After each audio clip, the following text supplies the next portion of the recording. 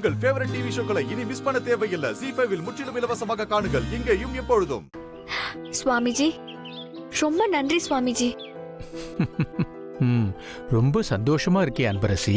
ஆமா சுவாமிஜி, எனக்கு நினைவு தெரிஞ்ச நாள்ல இருந்து எவ்வளவு அசிங்கம், எவ்வளவு போராட்டம், எவ்வளவு கஷ்டம், இது எல்லாமே என் முருகன் இன்னைக்கு ஜெயிக்க வச்சிருக்காரு. இனிமே என்ன யாரும் அசிங்கமா தகப்பனே இல்லாதவ, அப்பன் பேரு தெரியாதவன்னு சொல்ல முடியாது. அதோட எனக்கு முருகன் அவ்வளவு பெரிய குடும்பத்தையே கொடுத்திருக்காரு. அன்பரசி, உன்னோட சந்தோஷம் எப்பவும் இப்படியே நிலைச்சு இருக்கணுமா? ஆனா அதே நேரம் இப்ப நான் ஒரு விஷயத்தை மட்டும் சொல்லி ஆகணும். ஆனா இதை நான் உங்ககிட்ட சொல்ல வேண்டான்னு கூட நினைச்சேன். ஆனா அதுவே உனக்கு பிரச்சனையாயிடக்கூடாதுன்னு தான் நான் இப்ப சொல்றேன். என்ன சுவாமிஜி? இன்னும் நான் சொன்ன யுத்த காண்டம் முடியலம்மா. இன்னும் சொல்ல போனா இந்த யுத்த காண்டத்தோட உச்சக்கட்டமே இனிமேதான் வரப்போகுது. சுவாமிஜி, என்ன சுவாமிஜி சொல்றீங்க? அதான் எல்லா பிரச்சனையுமே தீர்ந்துருச்சே.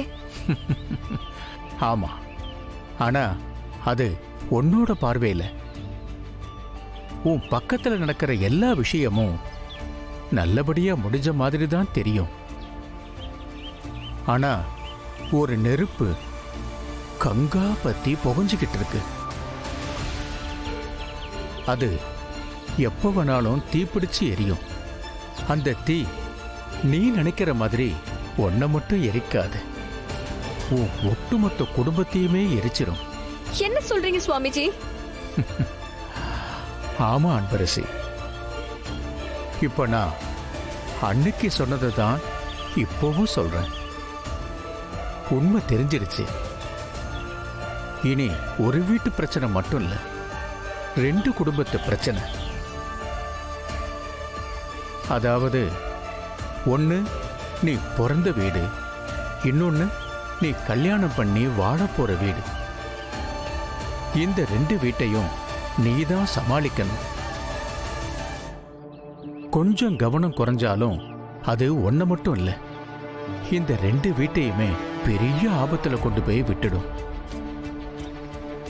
உனக்கு ஒரு வார்த்தை சொல்றேன், அத மனசுல வச்சுக்கணும். நீ இனி எடுத்து வைக்க போற ஒவ்வொரு அடியும் ரொம்ப நிதானமா, ரொம்ப யோசிச்சு, புத்திசாலித்தனமா நீ ஒவ்வொரு விஷயத்தையும் கையாளணும். அதோட உனக்கு அந்த முருகனோட துணையும் இருக்கு. ஆனா இதுல ஏதாவது ஒரு சின்ன தப்பு ஏற்பட்டா கூட ஏற்பட்டா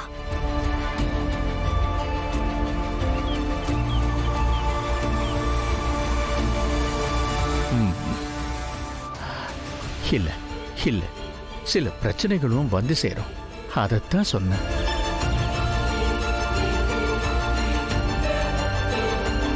ZEE5 ஆப்பை டவுன்லோட் செய்து அனைத்து எபிசோடுகளையும் இலவசமாக பாருங்க.